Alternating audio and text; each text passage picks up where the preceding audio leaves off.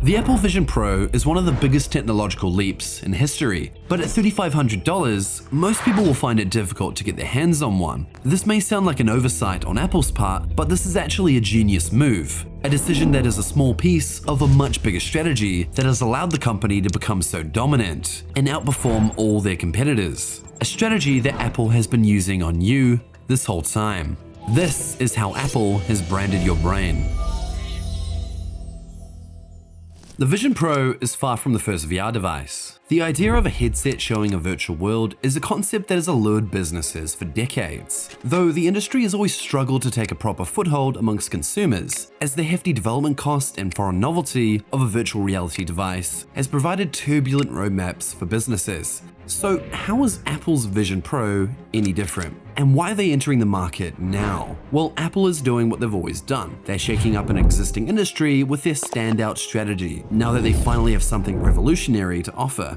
Many VR devices simply act as a spatial screen and require an entire independent setup to make them function, relying on an excessive amount of space, time, cost, and often expertise to use. While pricey, the Vision Pro does away with all of this and is its own device, with no need for any external iPad, MacBook, or iMac, allowing for an all-in-one virtual workspace or entertainment device, with no spatial limitations.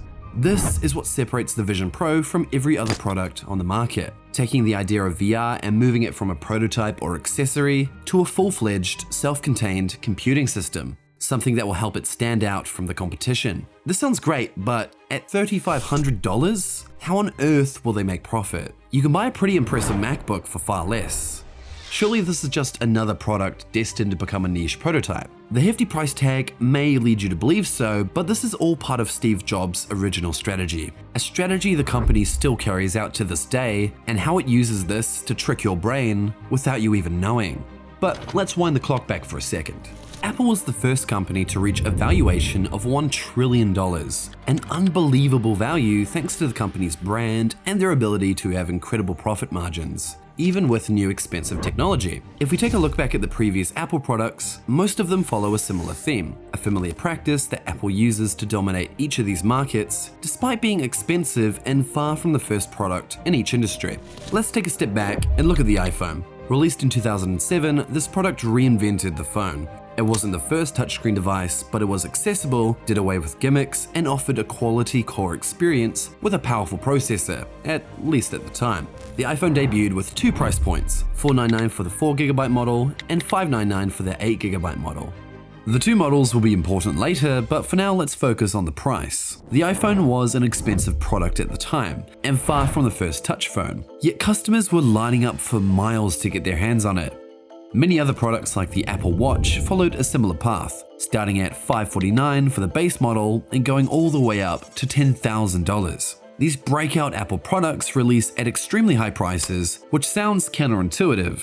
Surely you want new technology to become as familiar and widely used as possible, right? Yes, but not right away. With new technology, products, and manufacturing processes come high initial costs. Selling these new products at an affordable rate from the get-go would extend a long road to profitability. So Apple enacts a strategy called skimming, where new technology is priced extremely high to cover initial costs. This allows Apple to achieve break-even status quickly, not through mass sales, but through high price points. But these high prices are important because they're commonly associated with one thing: quality. Launching new, flashy technology at an exuberant price point communicates a clear message. This is a premium product. Think about it, Lamborghini could make a cheaper version for the average consumer to reach more customers, and they might make a bit more money in the short term, but the damage to their premium exclusive brand would be immeasurable. The long-term brand image is more important than short-term cash flow, and these premium connotations communicate to consumers that Apple products are a league above and beyond the competition.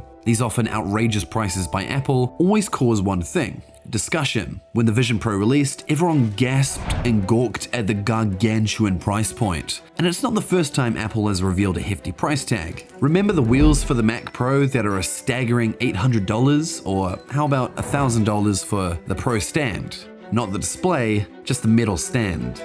Yeah. Apple loves these shock value price points, not only for the premium connotations, but for the controversy. Whenever a new product line is announced, everybody goes to social media to talk about it. You will see hundreds and thousands of tweets, most of which are just centered around the price point. It generates amazing buzz. Okay, sure, but this all points to one question. How does Apple have a premium reputation when everybody has an iPhone? That hardly boasts a brand based on status and exclusivity, right? Apple enacts the skimming strategy when releasing a product to save their profit margins, but this strategy changes throughout a product's lifespan, often dramatically. In order to capture as much of the market as possible, Apple employs a different tactic to gain massive sales while maintaining their brand image. This is where things get interesting and the secret Apple uses to secure your wallet. If we look back at the earlier examples, you may have noticed that the iPhone released with 2 price points. And this sounds pretty familiar. It seems like every phone on the market now has multiple variants with more storage, an S version, an XL version, and pretty much every other letter of the alphabet, all offering different features for a distinct price. So what is this price tactic and how is it so effective? It's something many business strategists call the price ladder, a psychological method Apple uses to trick your brain into spending more with the illusion of more value. Apple is the king of the ladder price strategy, and it's how they manage to capture such an astronomical market share while still retaining that shiny premium brand image. As you probably know, new Apple products don't stay at this unaffordable status for too long, as Apple wants to maintain their significant market share. The company slowly releases new variants and options with different features, performance, storage, and more. Every new generation of these products, be it the iPhone, iPad, Apple Watch, and so on, each have a wide variety of individual products within them. Okay, so how does this actually work? Well, most customers spend a lot of time in something called the customer journey, a process of psychological decision-making, rationale, and a bit of cognitive bias. Every product in every industry has one. It can be as short as one step with impulse purchases like candy, or dozens of steps for big purchases like a new car. One thing is clear, as the cost increases, so does the time spent rationalizing a purchase decision. Let's say you decide to buy a new phone. If you have a standard income like most of us, there are going to be a large number of steps between desiring a new phone and making the final purchase. A review of personal needs, research and evaluation of competitors, social factors like what phones your friends use and recommend, and pricing. All of this in an attempt to best match your needs to the best value product. Apple knows this and have strategically mapped out every step for every type of consumer and leveraged this to trick you into buying their products, thinking you're getting a good deal. The iPhone 14 has a variety of options, ranging from $430 all the way up to $1,000. Apple has a literal ladder of value for every product and leads you up as high as you're willing to go. The base product has most of the functionality, but each version up the ladder is just slightly better than the previous one. Apple lists comparative features like battery life, camera megapixels, and screen size that get incrementally better with every variant to push your preference towards the pricier option.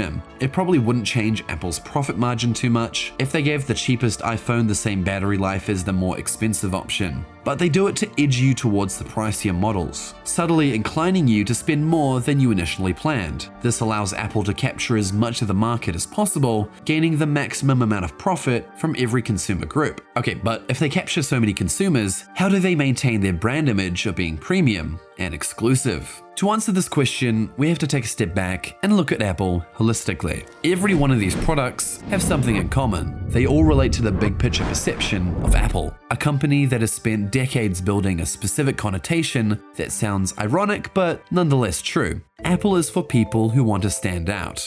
Thousands of studies have shown the power of a brand's weight in the consumer journey and decision making, and have proven that people will pay more for the same product if it has the logo of a familiar brand. All Apple products carry a familiar, sleek, and standout design that communicates an identity, an image of creativity and independence amongst a sea of competitors. It's why people will pay more for an Apple product that may even have less features or value than another product. This is common knowledge, but what isn't is what is probably more important for Apple, specifically what they don't do. When Steve Jobs returned to a struggling Apple in 1997, he terminated 2/3 of the company's operations and projects, since they didn't align with the Apple brand and identity we know today.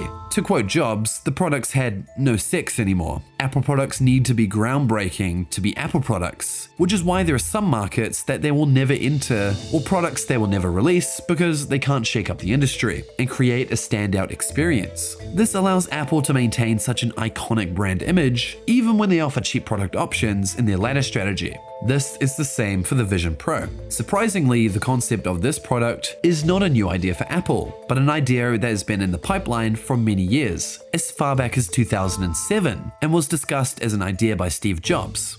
The fundamental problem here is that headphones are a miraculous thing. You put on a pair of headphones and you get the same experience you get with a great pair of speakers, right? There's no such thing as headphones for video, right? There's not something I can carry with me that I can put on and it gives me the same experience I get when I'm watching my 50-inch plasma display at home. The Vision Pro only has one version right now, but based on Apple's history, it's almost certain that there will be a new generation and more models to come. After the skimming strategy is complete, you might be able to get your hands on one eventually. But even if you don't, this launch was still a huge success for Apple. They still generated hype, buzz, and further reinforced their iconic brand image.